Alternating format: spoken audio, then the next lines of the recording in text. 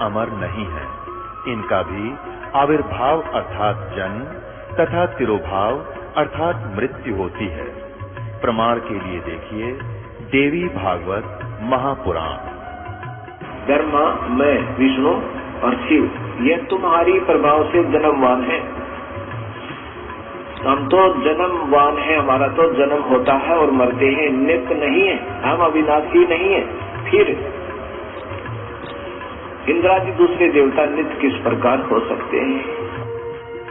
कृपया अवश्य सुनिए जगत गुरु तत्वदर्शी संत रामपाल जी महाराज के अमृत वचन।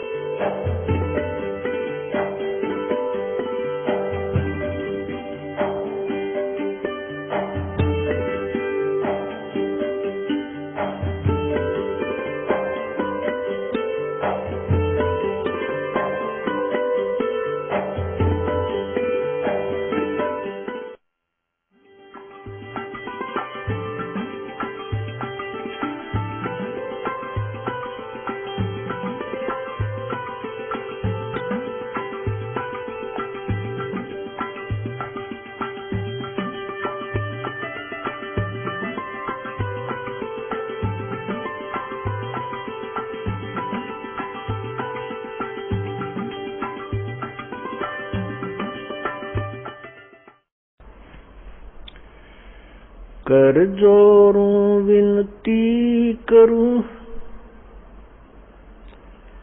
धरूं चरण पर शीश। गुरु जी राम देवानंद जी महाराज ने दियो नाम बख्शीश। कोटि कोटि सिजदा करूं, कोटि कोटि प्रणाम। चरण कमल में राखियो, मैं बांधी जाम गुलाम।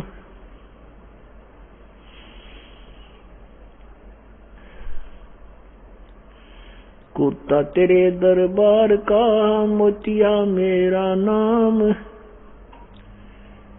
गले प्रेम की जेवड़ी, जांखें चोवा जाऊं। तो करो तो बावड़ू, दूर दूर करो तो जाऊं। जो राखो तो ही रहो, जो देवो सो खूं। जय इब के सतगुरु मिले, सब दुख आँखों रोए। चरणों ऊपर शीश धरूं, कहूँ जो कहनी हो। कबीर गुरु जी मिलेंगे, पूछेंगे कुशलात। आदि अंत की सब कहूँ, अपने दिल की बात। गुरु जी तुम ना भूलियो, चाहे लाख लोग मिल जाएं, हमसे तुमको बहुत है, तुमसे हमको नहीं।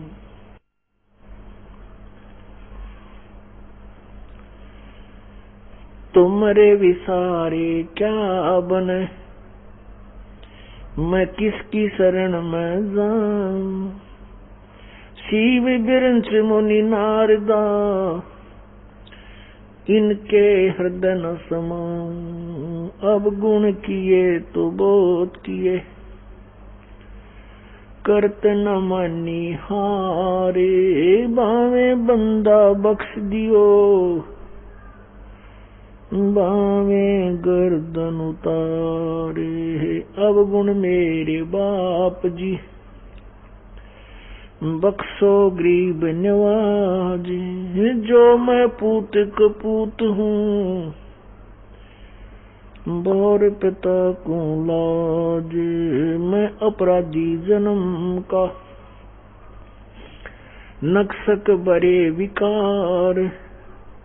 तुम दाता दुख भंजना, मेरी करो संभार। राम नाम निज सार है, राम नाम निज मूल, राम नाम सौदा करो, राम नाम ना भूली। मानुष जन्म दुर्लभ है, मिले न बारंबार। जैसे तरवर से पत्ता टूट गिरे, वो बोर न लगता डर। बंदे तू कर बंदगी, जे चावे दीदार। अवसर मानुष जन्म का, भाई मिले न बारंबार।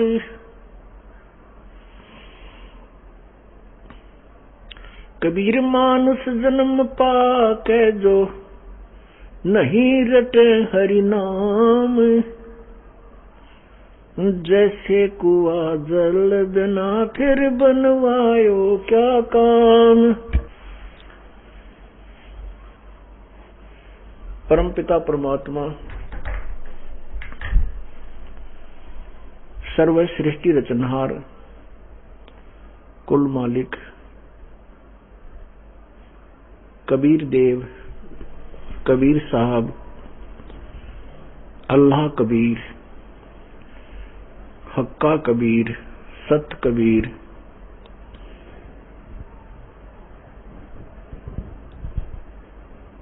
अपनी महिमा को स्वयं ही बताने के लिए इस काल के लोक में आते हैं।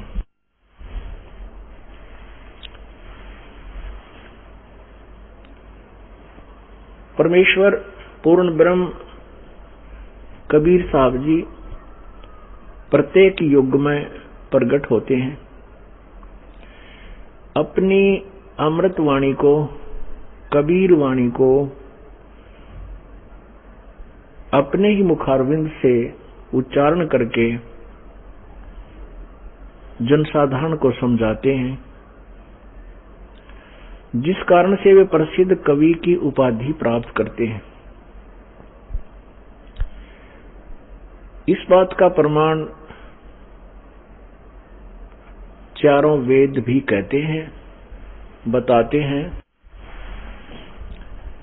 ऋग्वेद मंडल नंबर 9 सूक्त नंबर 96 और मंत्र नंबर 16 से लेकर 20 तक कबीर देव, कबीर परमेश्वर का विशेष विवरण है। उसमें यही स्पष्ट किया है कि वो पूर्ण परमात्मा, वो अमर प्रभु अपनी कबीर वाणी द्वारा अपने तत्व ज्ञान को स्वयं उच्चारण करता है और उसको कविताओं, लोकोक्तियों के माध्यम से बोलता है, जिस कारण से वो प्रसिद्ध कवियों में से प्रसिद्ध कवि भी होता है। प्रसिद्ध कवि की उपाधि भी प्राप्त करता है, परंतु वो होता है प्रभु, वो पूर्ण परमात्मा ही होता है। उस परमेश्वर के द्वारा उच्चारित बोली गई वाणी, उस सच्चिदानंद घन की वाणी, जैसे गीता जी अध्याय नंबर 4 के श्लोक नंबर 32 में आपने सुना कि जैसा कि श्लोक नंबर 25 से लेकर 29-30 तक जो विवरण है, अपनी अपनी साधना को सब श्रेष्ठ और पाप नाशक जानकर कर रहे हैं। कोई देवताओं की पूजा करता है, कोई हठ योग करता है, कोई निराहार रहकर ही अपनी साधना को उचित मानता है, यानी अल्पाहारी होकर के, और कोई केवल कट्टर अहिंसावादी जो व्रत करता है। उन सभी को अपनी अपनी साधनाओं को पाप नाशक ही जानते हैं, इसलिए वो करते रहते हैं। गीता जी अध्याय नंबर 4 के मंत्र 32 में स्पष्ट किया है कि इसी प्रकार ऐसा ही ज्ञान उस सच्चिदानंद घन परमात्मा की वाणी में विस्तार से कहा गया है, जिसमें वो ज्ञान जो पहले वाले जो साधना करते हैं, जो ना करने की होती है, वो भी विवरण है। उसके विषय में बताया कि ये व्यर्थ है। तो उस तत्व ज्ञान को, उस अमर वाणी को तत्वदर्शी संतों से समझो, प्राप्त करो, फिर जैसे वो बताए ऐसे करो।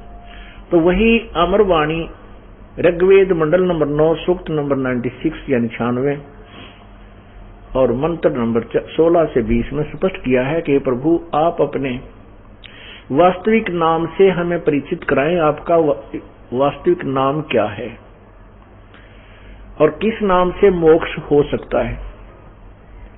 उसमें स्पष्ट किया है कि वो परमात्मा शिशु रूप धारण करता है। जब वो प्रकट होता है, किसी मां से जन्म नहीं लेता, स्वयं प्रकट होता है। और जब बड़ा होकर के कुछ बालापन से ही वो अपने अमृत ज्ञान को, अमर वाणी को, कबीर वाणी को बोलता है। और वो परमात्मा तीसरे मुक्ति धाम में रहता है, सत्यलोक में रहता है।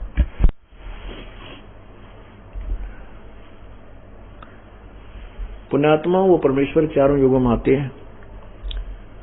सतयुग में उनका नाम सत्सुकृत रहता है। त्रेता में उनका नाम मुनींद्र ऋषि होता है।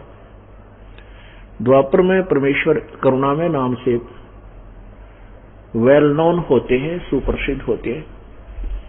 और कलयुग में वे कबीर नाम से प्रसिद्ध होते हैं।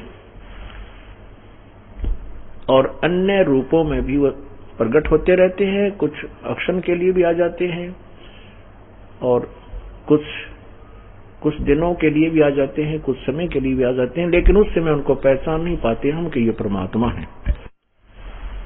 क्यों नहीं पहचान पाते? क्योंकि हम प्रभु की परिभाषा से अपरिचित होते हैं।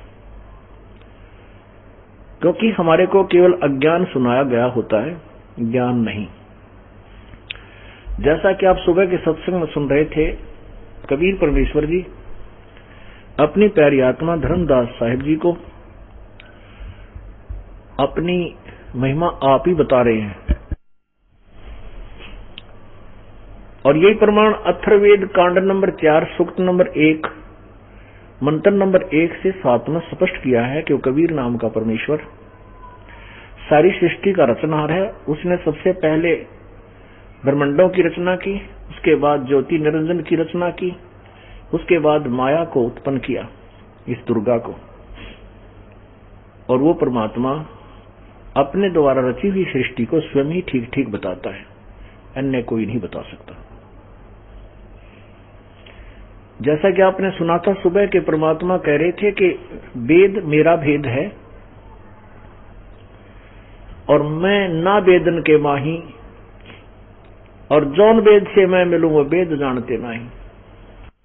कि चारों वेद मेरे ही विषय में जानकारी दे रहे हैं, लेकिन वेदों में मेरी प्राप्ति का साधन नहीं है, मेरी प्राप्ति की विधि नहीं है।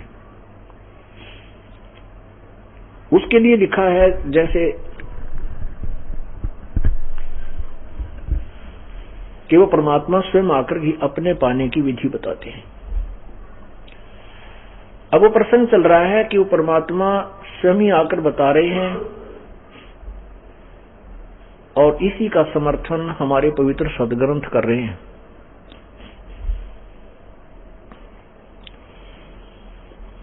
जैसे आपने सुना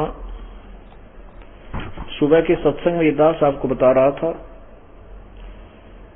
कि आज से 600 वर्ष पहले जब परमेश्वर कबीर नाम से प्रकट हुए थे,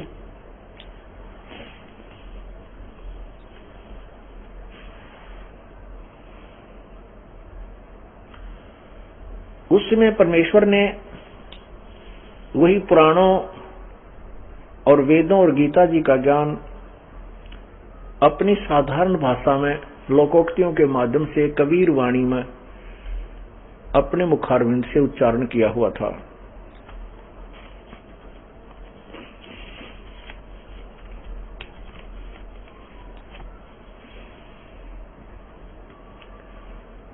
लेकिन उस समय जनता अपने श्रद्धालु शिक्षित नहीं थे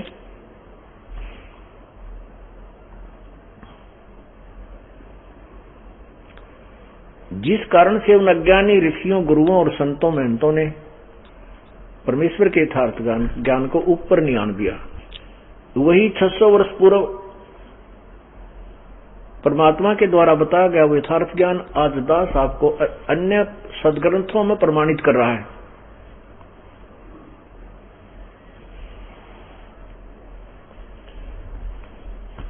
सुबह आपने सुना था, आपको श्रीमद् भगवत गीता जी के अंदर प्रमाणित किया गया कि ब्रह्मा विष्णु महेश से अलग कोई और शक्ति है, और गीता ज्ञान दाता ये ब्रह्म है, ज्योति निरंजन है, काल है। ये खुद कह रहा है कि वो परमात्मा पूर्ण ब्रह्म अलग है, और उसके बारे में जानकारी कोई तत्वदर्शी संत ही बताएगा।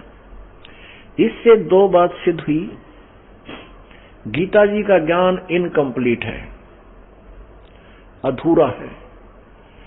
ये भी नहीं कह सकते कि गीता जी का ज्ञान व्यर्थ है, गलत है, नहीं। ये एक सिलेबस होता है, चारों वेद उर्फ गीता जी, चारों वेदों का सारांश निष्कर्ष पवित्र श्रीमद् भगवत गीता जी में है। चारों वेद और गीता जी केवल ये समझो कि मैट्रिक तक का सिलेबस है, 10वीं कक्षा तक का ही ये पाठ्यक्रम है, और मैट्रिक के बाद 10वीं के उपरांत फिर कॉलेज की पढ़ाई शुरू होती है। वो पाठ्यक्रम इससे बिल्कुल भिन्न होता है, लेकिन इसका भी सहयोग साथ रहता है। ऐसे ही श्रीमद् भगवत गीता में आपको स्पष्ट हुआ कि गीता ज्ञान दाता कहता है कि जिसमें आपको तत्व ब्रह्म यानी उस सच्चिदानंद घन परमात्मा अर्थात परम अक्षर ब्रह्म, 3 परमात्माओं का मुख्य रोल है। अभी तक हम ब्रह्मा विष्णु महेश को भगवान मानते थे, क्योंकि हमारा जन्म पवित्र हिंदू धर्म में हुआ था, और ये लोकवेद, ये दंत कथा हमें सुनते सुनते कान बहरे पक चुके थे कि ब्रह्मा विष्णु महेश सर्वशक्तिमान है, अजरो अमर है, इनकी कोई माता पिता नहीं है। तो हमें नो डाउट था, शंका कोई नहीं थी, क्योंकि 1, 2, 20 लाख, 2 लाख, 50 लाख, करोड़ों आदमी एक ही थ्योरी सुना रहे हैं, और उसके विषय में खंडन करने वाला कोई नहीं है। तो स्वाभाविक विश्वास हो जाता है। झूठ को भी यदि अधिक बार बोल दिया जाए, लाखों बार, करोड़ों बार, तो सत्य के तुल्य हो जाती है, लेकिन वो सत्य नहीं होती, क्योंकि जब सत्य सामने आती है तो उसकी पोल खुल जाती है। परमात्मा ने क्या बताया था?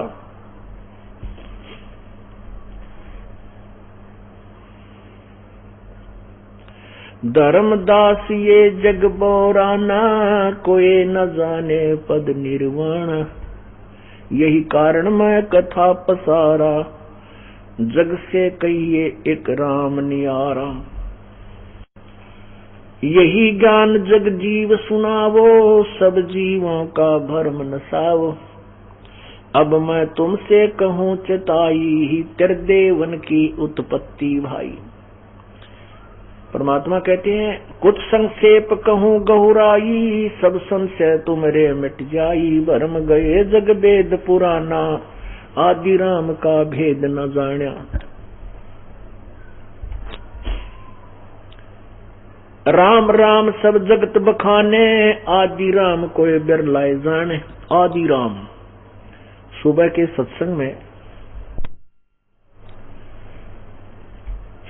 सत्संग में आदि राम प्रमाणित किया था श्रीमद् भगवत गीता जी में, कि वो आदि राम कौन है? परम अक्षर ब्रह्म, गीता ज्ञान दाता से अन्य है। बस श्रीमद् भगवत गीता में सुबह के पूरे विवरण में 2 घंटे के सत्संग में आपको इतना ही सिद्ध किया था कि गीता ज्ञान दाता से कोई और परमात्मा है जो समर्थ शक्ति है, जिसके विषय में गीता ज्ञान दाता प्रभु भी कह रहा है कि उसकी शरण में जा तो परम शांति और शाश्वत स्थान को प्राप्त होगा। अब परमात्मा स्वयं कह रहे 600 वर्ष पहले ये वाणी बोली गई थी जो दास आपको सुना रहा है, उसी परमेश्वर का कबीर जी का दिया हुआ ये अनमोल ज्ञान है। अब वो परमात्मा क्या बता रहे हैं,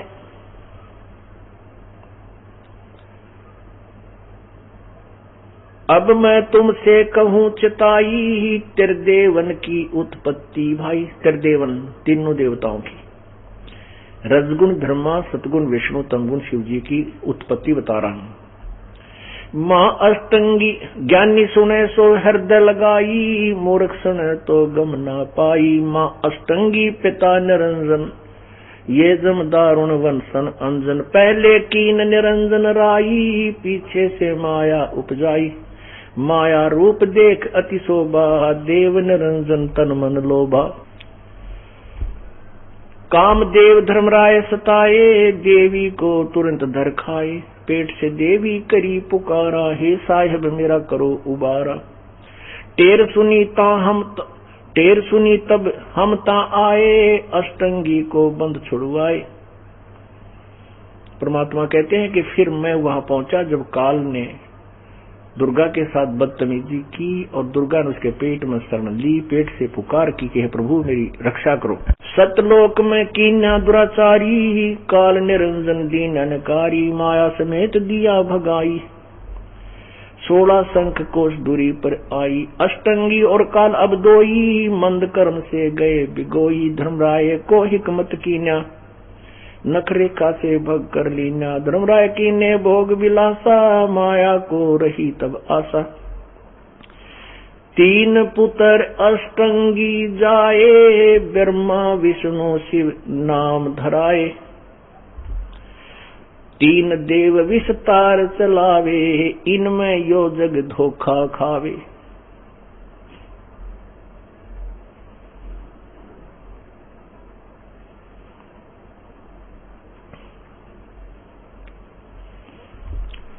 पुरुष गम कैसे कोई पावे, काल निरंजन जग भरमावे। 3 लोक अपने सुत दीना, सुन निरंजन बासा लीना। अलख निरंजन सुन ठिकाना, ब्रह्मा विष्णु शिव भेद न जाना। 3 देव जो उसको ध्यावे, निरंजन का वो पार न पावे। अलख निरंजन बड़ा बटपारा, 3 लोक जीव करत आहारा। परमात्मा धिक्कार रहे हैं इस ज्योति निरंजन 21 ब्रह्मांड के मालिक ब्रह्मा विष्णु महेश के पिता को, के बड़ा धोखेबाज है, ये बटपारा यानी ठग है। सब जनता को, सब जीवों को धोखे में डाल रहा है। ब्रह्मा विष्णु शिव नहीं बचाए, सकल खाए पुन धूल उड़ाए। ब्रह्मा विष्णु महेश को भी नहीं बख्शेगा, इनको भी खाता है और इनकी भी धूल उड़ा देता है। तिनके सुत हैं तीनों देवा, तिसके सुत हैं तीनों देवा। अंदर जीव करते हैं सेवा। इस काल के ये तीनों बेटे हैं, सुत माने पुत्र, रजगुण ब्रह्मा, सतगुण विष्णु, तमगुण शिव जी। और ये अंधे ज्ञानहीन व्यक्ति इन्हीं की पूजा करते हैं, अंधे। ओए होए, अपनात्मा परमात्मा ने 600 साल पहले ये वाणी बोली थी, तो कौन सुने और कौन माने? कैसे सत्य स्वीकार की जा सकती है? नहीं, क्योंकि उस समय हम सभी अशिक्षित थे, हमारे पूर्वज अक्षर ज्ञान नहीं रखते थे और केवल एक ही वर्ग जिसे ब्राह्मण बोलते हैं वो ही शिक्षा के अधिकारी होते थे। उनके वंशज ही गीता जी के संस्कृत को पढ़ने का अधिकार रखते थे। तो उस समय ये बात कहना कि ब्रह्मा विष्णु महेश के माता पिता हैं और ये नासवान हैं, ये पूजा के योग्य नहीं है, अंधे लोग, मूर्ख लोग ब्रह्मा विष्णु महेश की पूजा करते हैं, तो पुण्यात्माओं सचमुच पिटने का काम था। और परमात्मा ने उस समय भी कहा, और प्रभु के साथ बहुत बदतमीजियां की गई। उनकी लीला, उनको दिए गए कष्ट को आज यदि हम पढ़ें और देखें विवेक के साथ, तो कलेजा मुंह को आता है, उस मालिक के साथ हमने इतना जुल्म किया था। उसका मुख्य कारण यही था कि जनता अशिक्षित थी और सभी ने परमेश्वर का साथ छोड़ दिया था, जबकि 64 लाख शख्स उस समय परमेश्वर कबीर जी के हो चुके थे। वो ज्ञान से नहीं हुए थे, वो दुखों का निवारण होने से, समाधान से उनके पीछे अनुयायी बने थे। वो समर्थ शक्ति थी कबीर परमेश्वर, और जो भी दुखी प्राणी उनके दरबार में उनके संपर्क में आया वो तुरंत स्वस्थ हो जाते थे। कोई रोगी था स्वस्थ हो जाता, कोई पुत्रहीन था पुत्र मिल जाता, संतानहीन था संतान मिल जाती, और कोई निर्धन था वो धनवान हो जाता था। क्योंकि परमात्मा समर्थ शक्ति अपने कोटे से उनको उनकी किस्मत से बाहर देते थे, क्योंकि किस्मत में तो उनका था ही नहीं, ब्रैन माटी हो रही थी, वो दुख पर दुख ठा रहे थे, कोई घर का कोई व्यवस्था नहीं थी, वित्तीय हालत कमजोर थी। जब परमात्मा की शरण में आए तो उन्होंने पहले अपने कोटे से उनको सुख दिए और फिर उनको कहा बेटा तुम स्वयं धनी बनो, ये कमाई करो, ये मंत्र जाप करो, सत्यनाम का जाप करो। सतनाम कोई जाप नहीं है, वह सतनाम 2 मंत्र से बनता है, जिसमें एक ओम अक्षर है और दूसरा तत् शब्द है, तत् अक्षर है, जो कि ये दास बताएगा वो संकेतिक है, और तीसरा सत वो सार नाम है, वो सत नहीं है, वो और मंत्र है। तो इस प्रकार वो मोक्ष लाभ होगा उस साधना से। तो परमात्मा के उस समय 64 लाख शिष्य हो गए थे, और प्रभु ने एक लीला की थी।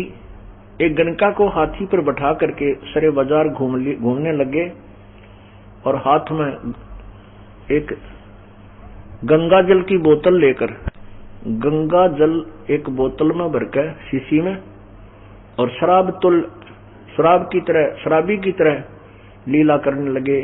हाथी पर बैठ के संत रविदास जी को हाथी चलाने वाला ड्राइवर बना लिया, पीलवान जिसे बोले, और लड़की को बीच में बैठा लिया। वो सुप्रसिद्ध वैसा थी उस देश काशी की, प्रत्येक व्यक्ति उससे परिचित था।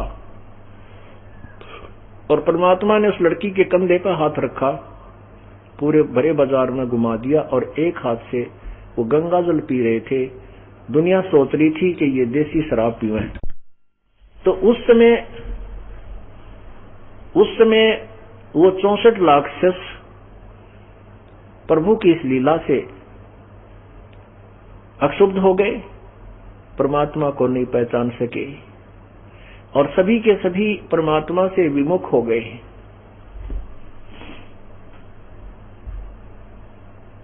अपुण्यात्माओं, उन अज्ञानी संतों महंतों का दाव लग गया, ऋषियों का, नकलियों का।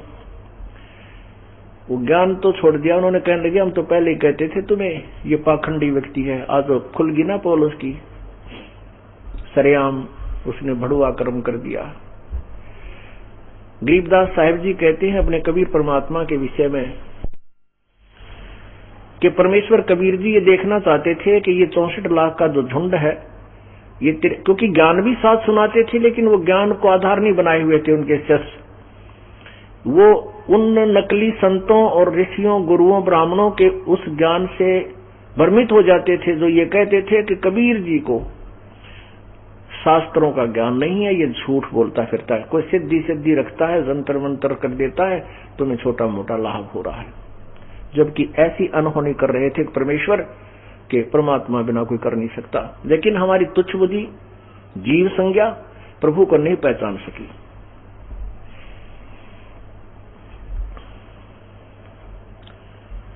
उस समय ज्ञान आधार नहीं बना पाए। यही इस दास के साथ हुआ। परमात्मा ने कहा कि धर्मदास, जब मेरा परम संत आएगा, ये पहचान होगी उसकी। जब परम संत मेरा भेजा हुआ दास और मेरे ज्ञान का सत्य प्रचार करेगा, उसकी पहली पहचान होगी कि उसके साथ सभी उस समय के संत और महंत उसके साथ शत्रुता पैदा करेंगे, उसके साथ झगड़ा ठानेंगे। जो संत मम सत शब्द दरडावे, वा के संग सब ज्ञान राड बढ़ावे। अस संत मन तन की करनी, धर्मदास मैं तो से वर्णी। कि जो मेरा संत मेरे मूल ज्ञान, तत्व ज्ञान का प्रचार करेगा, उसके साथ उस समय के तत्कालीन संत और महंत, ये आचार्य पचार्य, ये उसके साथ राड बढ़ाओगे। ये उस समय के संत और महंतों की ये करनी होगी, वो सत्य को स्वीकार ना करना चाहेंगे ना करने देंगे। लेकिन उस समय बिचली पीढ़ी होगी, जनता शिक्षित होगी धर्मदास, उन नकली संतों गुरुओं और आचार्यों की दाल नहीं गलेगी।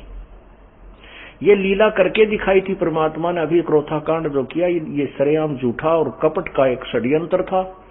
उसके पीछे उद्देश्य उन लोगों का यही था कि तुम्हारे अज्ञान की पोल खोल दी संत ने, और ये तुम्हारा कहीं ठिकाना नहीं रहेगा। दुनिया तुम्हें धिक्कारेगी कि इतने दिनों से हमें गुमराह किए हुए थे। इसी के परिणाम स्वरूप उन्होंने ये षड्यंत्र रच के राजा और प्रजा को भ्रमित करके हमारे साथ ये जुल्म करवाया। लेकिन साच को आंच नहीं हो सकती। साच को आंच ना कभी आई है और ना ही आ सकती है, जिसका परिणाम आपके समक्ष है। पहले से कई गुना संगत पुण्यात्मा इस यथार्थ ज्ञान को समझकर उमंग के साथ सतलोक आश्रम बरवाला में पहुंच रहे हैं। अब एक विस्फोट हो चुका इस ज्ञान का, इसको कोई नहीं रोक सकता, क्योंकि ये परमेश्वर का आदेश है, उस परमेश्वर का वचन है कबीर भगवान का, जो उन्होंने 600 वर्ष पहले 550 वर्ष पहले अपनी अमर वाणी में बोला था कि सभी पंथों को मिटा करके मैं एक पंथ चलाऊंगा, मैं आऊंगा, एक पंथ चलेगा, पृथ्वी पर दूसरा पंथ नहीं रहेगा। आप देख लेना कुछ ही समय में एकदम क्रांति आएगी भक्ति की। जितने भी हम डिवाइड हुए हैं, मानव जितना समाज डिवाइड हुआ है वो धर्म के ऊपर हुआ है, और परमात्मा से बड़ी कोई पावर नहीं, परमात्मा से बड़ी कोई सुखदायी वस्तु नहीं। और प्रभु की तलाश राजा को भी होती है, जिस राजा के मुंह की तरफ हम देखते हैं, राजा भी भगवान के मुंह की तरफ देखता रहता है। तो जब हम सभी परमात्मा की चाह और परमात्मा की आड़ लेंगे, जब हम सभी परमात्मा से ही संबंधित हो जाएंगे, उसके यथार्थ ज्ञान से जुड़ जाएंगे, उस पावर से, जिस पावर से राजा कुछ लाभ प्राप्त करना चाहता है, अपने राज्य को शांति और समृद्ध बनाना चाहता है राज्य को, और हम भी उसी से संबंधित हो जाएंगे, उसी पावर से, तो हमारे भी काम होंगे। जैसे किसी बड़े सेठ ने बिजली का कनेक्शन ले रखा है, वो भी अपने पंखे मोटर कूलर चला रहा है, तो एक हमारे जैसा गरीब भी ले मोटर का बिजली का कनेक्शन, तो हमारे भी पंखे मोटर चलेंगे। तो ऐसे ही उस परमेश्वर की पावर यानी उस परमेश्वर के शक्ति से हम भी कनेक्ट हो जाएंगे। गरीब से अमीर हो, तो सभी के काम परमात्मा करता है और फिर मोक्ष देगा, और मोक्ष देगा परमेश्वर। अब हम उसी प्रसंग पर आते हैं कि उस समय परमेश्वर के इस अमर ज्ञान को, यथार्थ ज्ञान को, तत्व ज्ञान को रोड़ा लड़ा दिया, क्योंकि जनता शिक्षित नहीं थी। अब उन्होंने वही जुल्म करना चाहा था कि तुम्हारा ज्ञान पर पर्दा पड़ा रहा है। उन संतों ने, आचार्यों ने, ऋषियों ने, वर्तमान के गुरुओं ने इस चीज से कोई लेना देना नहीं कि समाज में उद्धार हो, समाज का कल्याण हो, ना। उन्होंने तो अपने कल्याण से मतलब है कि तुम्हारा स्वार्थ पूरा हो जा, तो ये चले ना बाजें, तुम्हारे यहाँ से टूट ना जाए, तुम्हारी रोजी रोटी ये ठाठ बाट ये जनता के चंदे से, दान से जो ठाठ करे, ये बने रहे, प्रभुता बनी रहे, लोग तुम्हारे चरण धो के पीवे। पर इनको ये भूल चुके हैं कि तुम नरक में डाले जाओगे। संत और महंत जो नकली, जो परमात्मा के द्रोही है, जो अपरिचित तत्व ज्ञान से, वो संत नहीं है, वो पिछले जन्म की पुण्यात्माएं हैं, पिछले जन्मांतर के उनके पुण्य है। उनको ये काल भगवान किसी भी तरीके से इनको दे रहा है। यदि ये संत जन जो आज लाखों और करोड़ों लोगों को भ्रमित किए हुए श्रद्धालुओं को यदि ये राजनीति में आ जाएं, तो यहां भी इनकी ऐसे ही बोलबाला हो जाएगा, क्योंकि इनके पुण्य है, और इन पुण्यों को ये कहीं खराब करें, किसी तरह बर्बाद करें।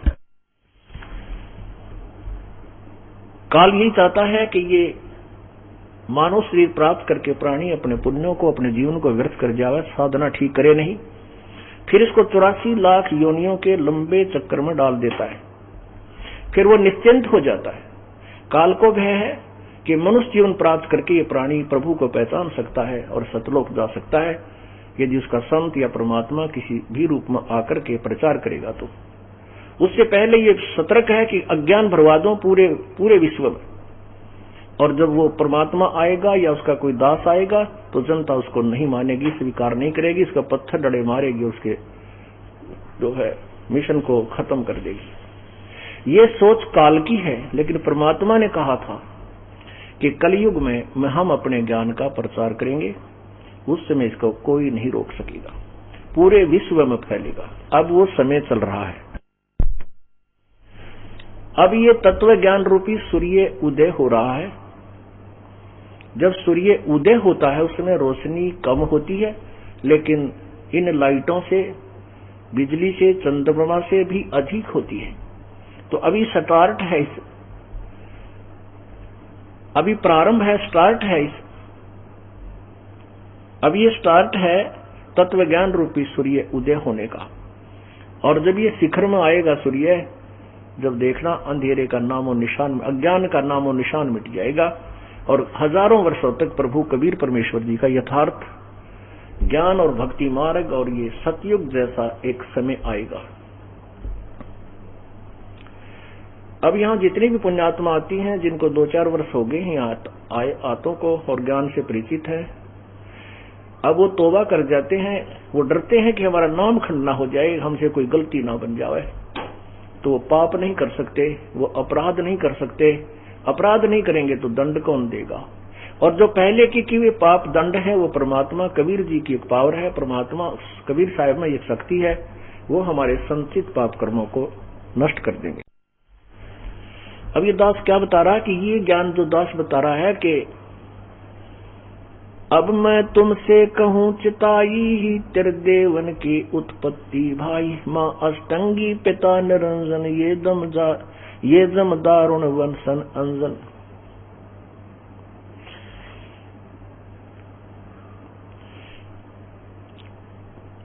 तीन पुत्र अष्टंगी जाए, ब्रह्मा विष्णु शिव नाम धराए। अब मैं तुमसे कहूं चिताई, 3 देवों की उत्पत्ति भाई। ये तो कबीर परमेश्वर की अमर वाणी, कबीर वाणी अर्थात प्रभु वाणी, सच्चिदानंद घन परमात्मा की वाणी अर्थात तत्व ज्ञान में आपने सुना। अब यही प्रमाणित दास आपको करेगा अपने पवित्र पुराणों में। पवित्र पुराणों के माध्यम से ही पवित्र हिंदू धर्म के ये नकली गुरु संत ब्राह्मण ऋषि महर्षि कहा करते थे कि हम पुराणों से बता रहे हैं कि विष्णु पुराण में ऐसे लिखा है, शिव पुराण में ऐसा लिखा है, शिव जी ही सर्वशक्तिमान है, और ब्रह्मा पुराण में ऐसा लिखा है, देवी पुराण में ऐसा लिखा है, और ब्रह्मा विष्णु महेश को अजरो अमर सर्वशक्तिमान सर्वेश्वर परमेश्वर मृत्युंजय कालज पता नहीं क्या उपमा दे रखी थी। और इनकी क्या स्थिति लिखी है उनमें पुराणों में लिखा है क्या? ये बता क्या रहे थे? ये आउट ऑफ सिलेबस हमें बता रहे थे। पाठ्यक्रम से अलग हमें ज्ञान देंगे वो नकली गुरु और ब्राह्मण। ब्राह्मण अर्थ कोई जाति विशेष नहीं, ब्राह्मण कहो, विद्वान कहो, गुरु कहो, आचार्य कहो, ऋषि कहो, संत कहो। तो उससे अब से कुछ समय पहले ब्राह्मण कहलाते थे जो कुछ भक्ति मार्गदर्शन करते थे, उसको ऋषि कहो चाहे संत कहो और चाहे ब्राह्मण कहो विद्वान कहो। तो वो नकली जो गुरु थे ब्राह्मण थे वो अपने ज्ञान अपने सिलेबस से बाहर ही हमें बताते रहे, दंत कथा सुनाते रहे, लोकवेद सुनाते रहे। आपने सुना है कि कबीर परमेश्वर ने कहा के विषय में लिखा है कि वो कबीर परमेश्वर अपने जानकारी स्वयं ही देता है, आप ही बताता है। तो उन्होंने क्या बताया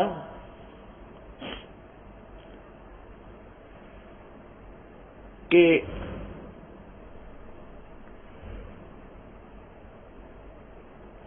उस परमेश्वर ने स्वयं ही आकर के बताया कि ये सभी जो ज्ञान आपको दिया गया है ये लोक वेद है। अपनी महिमा अपने ऊपर ही डालकर हमें समझा रहे प्रभु कि पीछे लग गया जाऊं था मैं लोक वेद के साथ, रस्ते में सतगुरु मिले दीपक दे दिया हाथ। लोकवेद। लोकवेद वो होता है जो सुना सुनाया अक्षेत्रीय ज्ञान। परमात्मा कहते हैं कि मैं अर्थात आप जी सभी लोकवेद के साथ पीछे पीछे लग रहे थे और रास्ते में सतगुरु मिल गया। सतगुरु मीन तत्वदर्शी संत। वैसे तो गुरु शब्द पर्याप्त है, यदि ये नकली गुरु बीच में टांग ना अड़ाते तो, नहीं तो सतगुरु कहने की आवश्यकता नहीं थी, गुरु ही शब्द बहुत है। लेकिन नकली गुरु अनेक हैं, इसलिए सतगुरु परमेश्वर ने सतगुरु शब्द कहा अपने विषय में। सतगुरु का अर्थ है जो सच्चा ज्ञान देवे, तत्व ज्ञान बतावे, यथार्थ ज्ञान दे, मूल ज्ञान का से परिचित कराए, उसको सतगुरु सच्चा गुरु कहते हैं। तो कहते हैं परमात्मा के पीछे लग गया जाऊं था मैं लोकवेद के साथ, और रास्ते में सतगुरु मिल गए, वो तत्वदर्शी संत मिले। भक्ति मार्ग रूपी रास्ते में हम लोकवेद के आधार पर साधनाएं कर रहे थे, दंत कथाओं के आधार पर भगवानों को मान रहे थे, रास्ते में सतगुरु मिले। तत्वदर्शी संत यानी परमात्मा अपने ऊपर बता रहे हैं कि जब तुम्हें तत्वदर्शी संत मिलेगा, उन्होंने तत्व ज्ञान रूपी टॉर्च, तत्व ज्ञान रूपी ये दीपक दे दिया, इसकी रोशनी में आप अपने ठीक ठिकाने पहुंच जाओगे और सच्चे मार्ग पर चलते रहोगे। अब आपको लोकवेद के विषय में बताया कि लोकवेद ये था, जैसे हमने सुना था कि ब्रह्मा विष्णु महेश, रजगुण ब्रह्मा है, सतगुण विष्णु, तमगुण शिव जी है, और ये अजरो अमर है, इनके कोई माता पिता नहीं है, ये सारी सृष्टि के रचनहार हैं। फिर हम उन नकली संतों से या कोई ब्राह्मणों से पूछते थे कि भगवान तो एक बताया है, कहते हैं ये एक ही है, यही भगवान विष्णु ही 3 रूप धारण कर लेता है, बस ये समरथ शक्ति है। तो हमने ज्ञान था ही नहीं, हम संतुष्ट हो जाते, इसलिए ऐसे होगा, पर भगवान की चाह बराबर बनी रही। अब आपको दिखाते हैं कि ब्रह्मा विष्णु महेश नासवान हैं, ये पूजा के योग्य नहीं है, इनके पूजने वालों को गीता जी में मूर्ख लिखा है कि जो ब्रह्मा विष्णु महेश की पूजा करते हैं वो मूर्ख लोग हैं।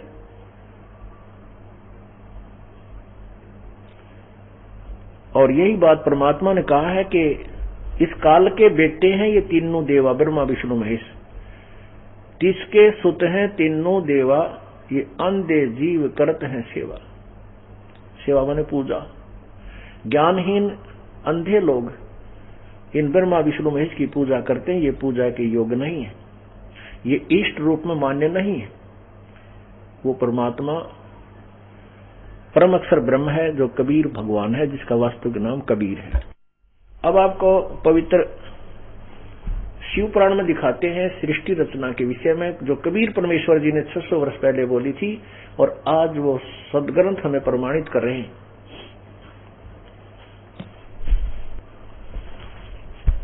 अब देखिएगा श्री शिव पुराण, पवित्र श्री शिव पुराण गीता प्रेस गोरखपुर से प्रकाशित है।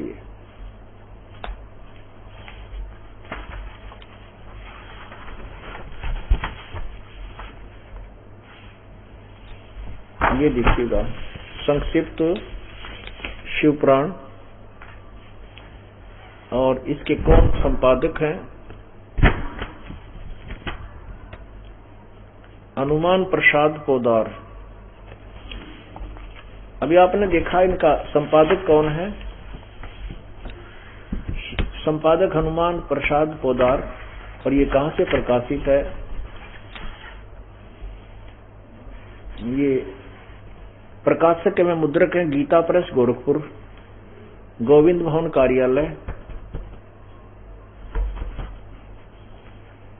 कोलकाता का संस्थान।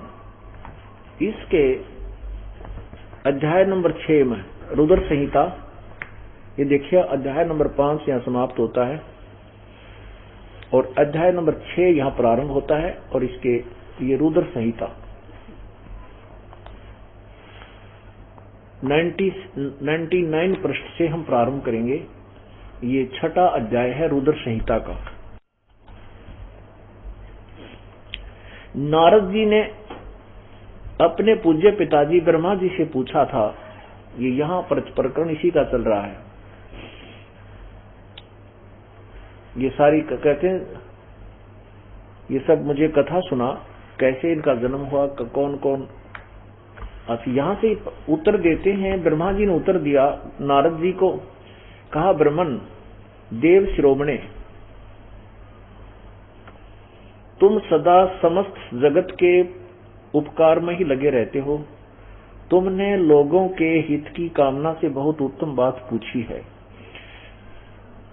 आगे देखिए, जिस समय समस्त चराचर जगत नष्ट हो गया था, सर्वत्र केवल अंधकार ही अंधकार था। न सूर्य दिखाई देते थे, न चंद्रमा, अन्य ग्रहों और नक्षत्रों का भी पता नहीं था। न दिन होता था न रात।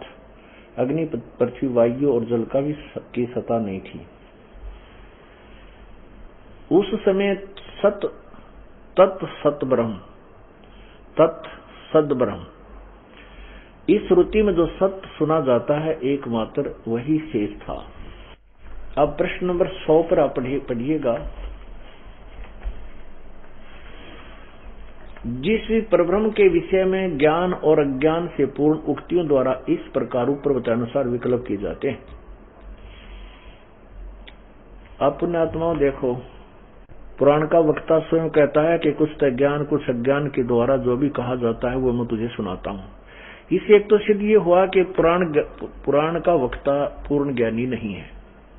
कौन है पुराण का वक्ता? ब्रह्मा। फिर भी ब्रह्मा जी ने कुछ तो परमेश्वर से सुना हुआ ज्ञान जो कि उन्होंने परमेश्वर ने आके स्वयं बताया था, लेकिन ब्रह्मा जी ने अपने अभिमानवश और काल की प्रेरणावश स्वीकार नहीं किया था। उसका कुछ अंश स्वयं जरूर घोट लिया था। अब इसलिए विचलित सा ज्ञान कहते हैं, कभी ब्रह्म कहते हैं, कहीं परब्रह्म कहते हैं। इसी को किसको? शिव को। ये काल के जाल आपको विस्तार से समझाया जाएगा तब ये समझ में आएगा।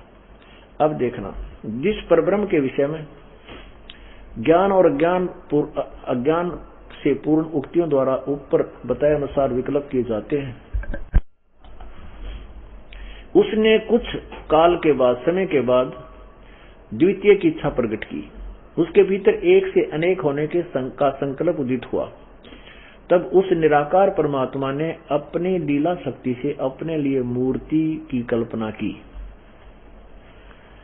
ये देखो, जो मूर्ति रहित परब्रह्म है उसकी मूर्ति चिन्मय आकार भगवान सदाशिव है। अर्वाचीन और प्राचीन विद्वान उन्हीं को ईश्वर कहते हैं। उस समय एकाकी रहकर सब इच्छा अनुसार व्यवहार करने वाले उन सदाशिव ने अपने विग्रह से स्वयं ही एक स्वरूप भूता शक्ति की सृष्टि की, जो उनके अपने श्री अंग से कभी अलग होने वाली नहीं थी। उस पराशक्ति को प्रधान, ये प्रकृति शब्द और प्रधान शब्द याद रखना। ये गीता जी में सिद्ध करेगा ये दास कि ब्रह्मा विष्णु महेश इस प्रकृति से दुर्गा से उत्पन्न हुए हैं। गीता जी में लिखा है।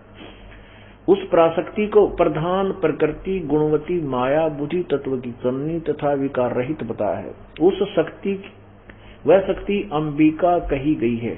उसी को प्रकृति सर्वेश्वरी त्रिदेव जननी। अब मैं तुमसे कहूं चिताई, त्रिदेवन की उत्पत्ति भाई। परमात्मा बता रहे हैं कि इन तीनों देवताओं की उत्पत्ति बताता हूं। और वही त्रिदेवन की जननी कौन है? मां अष्टंगी पिता निरंजन, ये जम दारुण वंशन अंजन।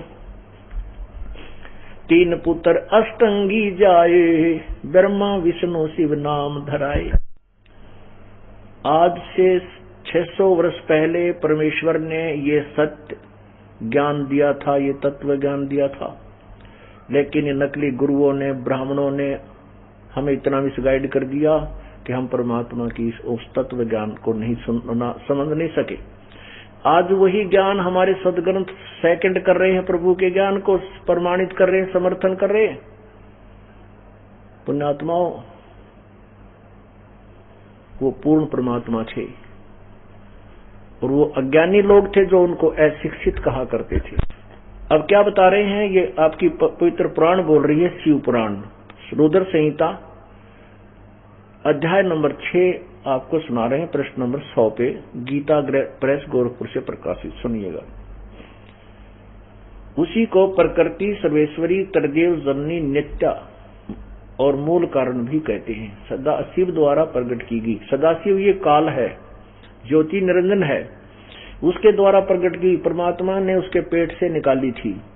उस शक्ति के 8 भुजाएं हैं। हो गया स्पष्ट, अष्टंगी है वो।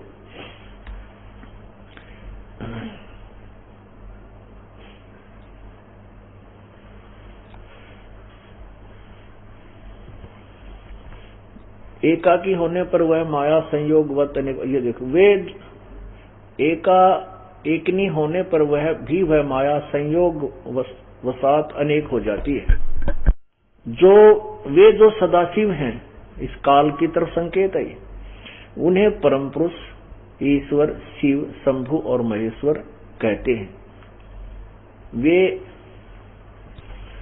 ये देखिएगा 101 पृष्ठ पर, वे अपने सारे अंगों में भस्म रमाए रहते हैं। उन काल रूपी ब्रह्म ने एक ही समय में शक्ति के साथ, ये नाथ नहीं, ये मिसप्रिंट है, यहाँ साथ है, शक्ति के साथ शिवलोक नामक अक्षेत्र का निर्माण किया था। यानी दुर्गा के साथ शिवलोक नामक अक्षेत्र का निर्माण किया था। उस उत्तम अक्षेत्र को काशी कहते हैं। वह परम निर्वाण व मोक्ष का स्थान है जो सबके ऊपर विराजमान है। वे प्रिया और प्रियतम रूप यानी पत्नी और पति के रूप में शक्ति और शिव, ये दुर्गा और काल, जो परमानंद स्वरूप है, उस मनोरम क्षेत्र में नित्य निवास करते हैं।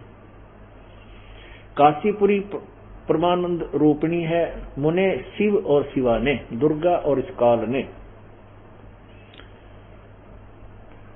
यहां देखिएगा,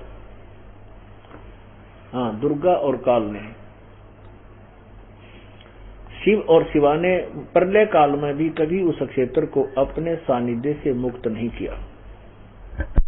देव्र से एक समय उस आनंद मन में रमण करते हुए शिवा यानी दुर्गा और शिव ये काल के मन में यह इच्छा हुई कि किसी दूसरे पुरुष की सृष्टि करनी चाहिए, जिस पर यह सृष्टि संचालन का महान भार रखकर हम दोनों केवल काशी में रहकर इच्छानुसार विचरे और निर्वाण धारण करें। ऐसा निश्चय करके शक्ति सहित दुर्गा के साथ सर्वव्यापी परमेश्वर शिव ने, यज्ञानता में ब्रह्मा, इसने पता नहीं क्या संज्ञा दे रहा है इस काल को, ये काल है, ये ब्रह्म है, अपने शिव यानी सर्वव्यापी शक्ति सहित दुर्गा के साथ सर्वव्यापी परमेश्वर शिव ने अपने वाम भाग के 10वें अंग पर अमृत मल दिया, अर्थात पति पत्नी विहार किया। फिर तो वहां एक पुरुष प्रकट हुआ। ये देखिएगा प्रश्न नंबर 102 पर, शिव पुराण रुद्र संहिता। वहां एक पुत्र उत्पन्न हुआ। शिव ने कहा वत्स, काल ने कहा बेटा, व्यापक होने के कारण तुम्हारा विष्णु नाम विख्यात हुआ। अब क्या हुआ कि तेरा विष्णु नाम होगा। अब क्या सिद्ध होगा, अब आगे देखिए। अब यहां समाप्त होगा ये 6वां अध्याय। अब ये 7वां अध्याय शुरू होता है रुद्र संहिता का। प्रश्न नंबर 103 पर ब्रह्मा जी कहते हैं देव्र से, नारद जी को बता रहे हैं उनके पिताजी ब्रह्मा जी, तत्पश्चात विष्णु के उत्पन्न होने के बाद तत्पश्चात कल्याणकारी परमेश्वर शाम सदाशिव ने यानी काल ने पूर्ववत प्रयत्न करके पति पत्नी व्यवहार करके मुझे अपने दाहिने अंग से उत्पन्न किया। उन भविष्य ने मुझे तुरंत अपनी माया से मोहित करके नारायण देव की नाभि में डाल दिया। अपने आत्माओं पवित्र शिव पुराण ने सिद्ध कर दिया कि दुर्गा और शिव सदाशिव यानी काल रूपी भगवान भी कहते हैं। इस काल रूपी ब्रह्म ने, इन दोनों ने अपने संयोग से पति पत्नी व्यवहार से विष्णु और ब्रह्मा की उत्पत्ति की। ये तो स्पष्ट हुआ। अब ये पुराण का जो वक्ता है और फिर अनुवादक है, ये चक्कर में पड़ गया कि अभी भगवान शिव से शिव की उत्पत्ति कैसे लिखूं। इसलिए इन्होंने अनुवाद करते समय शिव पुराण में हिंदी अनुवाद करते समय कुछ गोलमाल कर दिया, लेकिन ये फिर भी छुपा नहीं सके। आगे देखिएगा इसी अध्याय नंबर 9 के रुद्र संहिता, ये वही रुद्र संहिता है, अध्याय नंबर 9, इसके एंड में कति लास्ट में 108 पृष्ठ पे, 110 पृष्ठ पे, 110 पृष्ठ पे अध्याय 9 में यहाँ क्या लिखा है कि इस प्रकार ब्रह्मा, विष्णु और रुद्र इन तीनों देवताओं में गुण हैं, परंतु शिव गुणातीत माने गए हैं। अब 4 हो गए ना, ब्रह्मा, विष्णु और रुद्र, ये तो गुण है, रजगुण ब्रह्मा, सदगुण विष्णु, तमगुण शिव जी, और ये शिव, ये काल है, ये गुणातीत माने गए हैं। अभी हमने सिर्फ यहाँ ये देखना है कि ये 4 हो गए, ब्रह्मा, विष्णु, महेश से अलग हो गए, ब्रह्मा, विष्णु, महेश से अब ये और है अलग एक चौथा भगवान जो इनका पिता है, सिद्ध हुआ। अब ये तो है शिव पुराण, और ये इन्होंने थोड़ा सा भ्रमित कर दिया इसमें। अब आपको दिखाते हैं संस्कृत सहित शिव पुराण।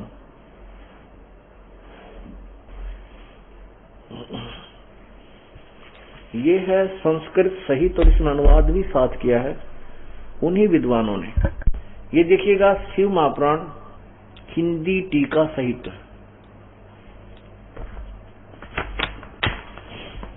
श्री शिव महापुराण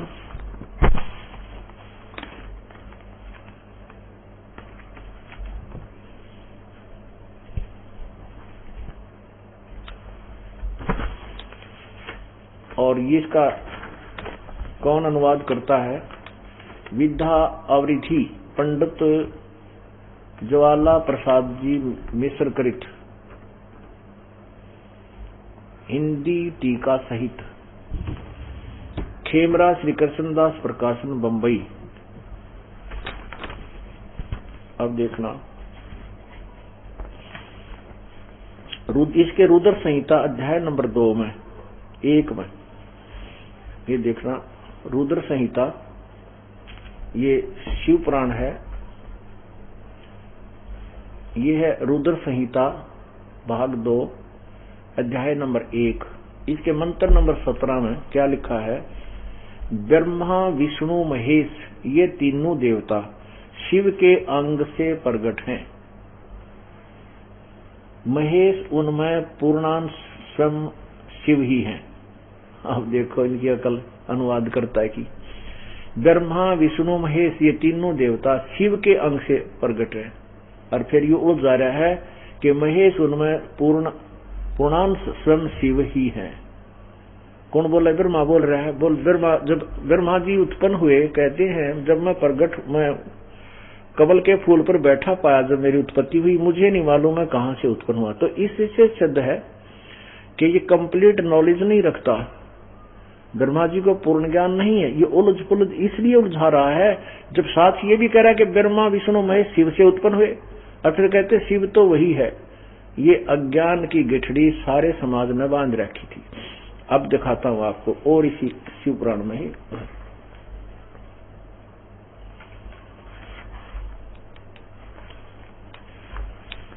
एक समय